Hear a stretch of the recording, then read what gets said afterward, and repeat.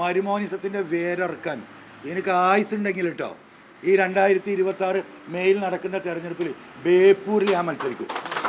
മനസ്സിലായോ? ബേപ്പൂരിൽ PV അൻവർ മത്സരിക്കും. പിണറായി സത്തിൻ്റെ മരുമോനിസത്തിൻ്റെ വേര് ഞാൻ ഇറക്കും ജനങ്ങളെ കുട്ടി.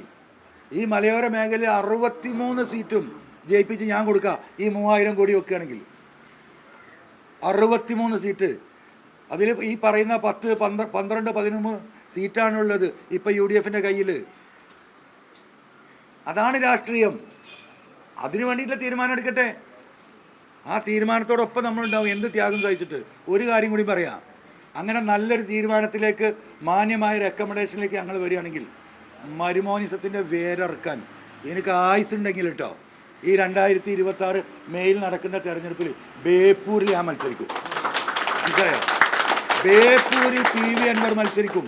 പിണറായി സത്തിൻ്റെ മരുമോനിസത്തിൻ്റെ വേര് ഞാൻ ഇറക്കും ജനങ്ങളെ കുട്ടി. അവരാലോചിക്കട്ടെ, വെല്ലുവിളിയാണ്. അവിടെ വരട്ടെ മരുവനും അമ്മായിയപ്പനും കൂട്ടും കുടുംബവും. സഖാക്കളോട് ഞാൻ സംസാരിക്കും. ആ സഖാക്കൾ അനുഭവിച്ചുകൊണ്ടിരിക്കുക.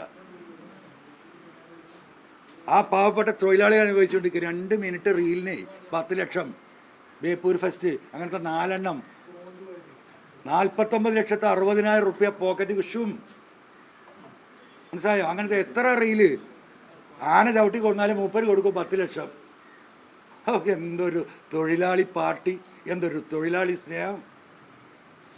കവിഞ്ഞൊഴുകല്ലേ തൊഴിലാളി സ്നേഹം. ഇതൊക്കെയാണ് സ്വരാജിനോട് ഞാൻ പറഞ്ഞത്. അവരൊക്കെ അത് തിരുത്തേണ്ടത്. ഈ പിണറായി സത്തിന് വാഴ്ത്തുപാട്ടല്ല പാടേണ്ടത്. ആ പാർട്ടിയെയും ആ സഖാക്കളെയും ഞെക്കിക്കൊന്ന് പിഴിയുകയാണ്. കണ്ണൂർ ജില്ല അടക്കമുള്ള സഖാക്കളുടെ മാനസികാവസ്ഥ എനിക്കറിയാം. എന്നെ കോണ്ടാക്ട് ചെയ്യുന്നുണ്ട് 100 കണക്കിന് സഖാക്കൾ സംസ്ഥാനത്തിൻ്റെ പല ഭാഗത്തു നിന്നും. വിടരുത്, ഞങ്ങൾ കൂടെ ഉണ്ട്, ഞങ്ങൾക്ക് പുറത്തിറങ്ങാൻ കഴിയില്ല. ഇപ്പം പ്രചരണം തുടങ്ങിയപ്പോൾ വോട്ട് തുടങ്ങിയപ്പോൾ നിങ്ങൾ എന്താ പറഞ്ഞത്? UDFൻ്റെ വോട്ട് പിടിക്കുന്നത്. എവിടെ UDFൻ്റെ വോട്ട് പിടിച്ചത്? എവിടെ പിടിച്ചത്? ആ ക്രോസ് വോട്ടും കൂടി പോയിട്ടില്ലെങ്കിൽ 45,000 വോട്ടിലേക്ക് കൂപ്പൂത്തുവൻ. അതാണ് കേരളത്തിലെ യഥാർത്ഥ നിജസ്ഥിതി. CPMലെ സഖാക്കൾ, യഥാർത്ഥ സഖാക്കൾ വിങ്ങിപ്പൊട്ടി നിൽക്കുകയാണ്.